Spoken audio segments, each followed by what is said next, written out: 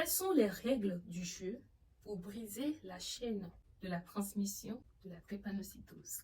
C'est ce dont nous allons parler dans cette vidéo d'aujourd'hui après ceci.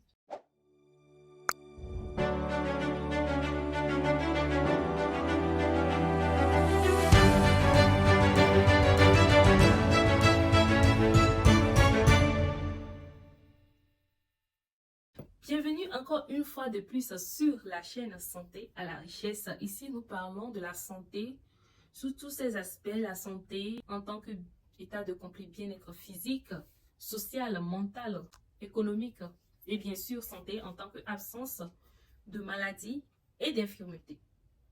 Alors, je me nomme Amabilie Stanislas, je suis infirmière diplômée d'État de l'École nationale des auxiliaires médicaux de Kara au Togo. Je suis togolaise, je suis épouse et mère, entrepreneur digitale, promotrice de la marque M1J Collection. Nous avons entamé un sujet dans la vidéo précédente que je t'exhorte à aller visualiser si tu ne l'as pas encore suivi, qui parle de la drépanocytose. Aujourd'hui, nous allons voir quelle est l'analyse qui nous permet de déterminer notre type d'hémoglobine, quelle forme nous avons et aussi quelles règles suivre pour briser la chaîne. L'analyse qui nous permet de déterminer si nous sommes drépanocytaires ou pas s'appelle l'électrophorèse de l'hémoglobine. Donc, l'électrophorèse de l'hémoglobine est cette analyse-là qui nous permet de déterminer si nous sommes un sujet drépanocytaire ou pas. Nous avons dit dans la vidéo précédente que nous avons les formes AA, les formes AS, les formes AC, les formes CC, les formes SC et les formes SS. Et nous avons également dit que la forme SS est la forme la plus grave. Quelle est alors la règle du jeu pour briser la chaîne de contamination? Cette règle, elle est simple. La voici. Si vous êtes un sujet CC, un sujet SC ou un sujet SS, vous devez obligatoirement vous marier avec un sujet AA. L'électrophorèse fait partie des analyses qu'il faut faire avant de s'engager dans une relation. Je dis avant de s'engager dans une relation parce que lorsque l'amour s'installe, il est très difficile de se séparer. On se dit que non, on va supporter. Mais croyez-moi, les conséquences qui suivent ce acte, que parce que j'aime telle personne, parce que je l'aime, je vais supporter, on va supporter ensemble, ça n'existe pas. Les conséquences sont difficiles, sont dures. Et le plan qui est plus touché dans le foyer, c'est le plan économique. Vous allez finir vos économies et vous finirez par vous séparer. Et celle qui en souffre, c'est la femme qui en souffre. C'est la femme qui reste à côté de l'enfant. C'est la femme qui supporte les cris de l'enfant.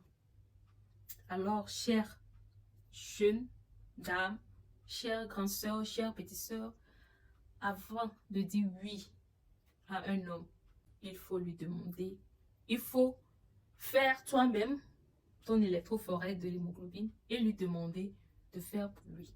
Et si vous pouvez aller ensemble, là, tu peux lui dire oui. Parce qu'aujourd'hui, l'amour seul ne suffit pas pour s'engager dans une relation. Malheureusement, l'amour seul ne suffit pas. Il y a la règle. Les règles sont là. Les règles de l'union sont là.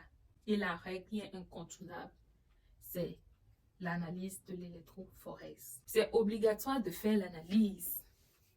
Donc, je disais que si vous êtes SS, ou vous êtes SC, ou vous êtes AS, ou vous êtes AC, vous devez obligatoirement vous marier avec un homme ou une femme qui est un sujet AA pour que vous ne fassiez pas des formes graves telles que SC, CC et SS. Lorsque un sujet AC et un sujet AS s'unissent, il y a AA 25%, AS 25%, AC 25%, SC 25%, ce qui fera que vous aurez 25% AA, 25% AC, 25% AS, 25% SC.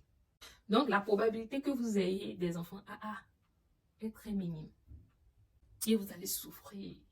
Vous allez voir les enfants pleurer. Vous allez voir les enfants crier. Toutes vos économies vont partir dans les soins.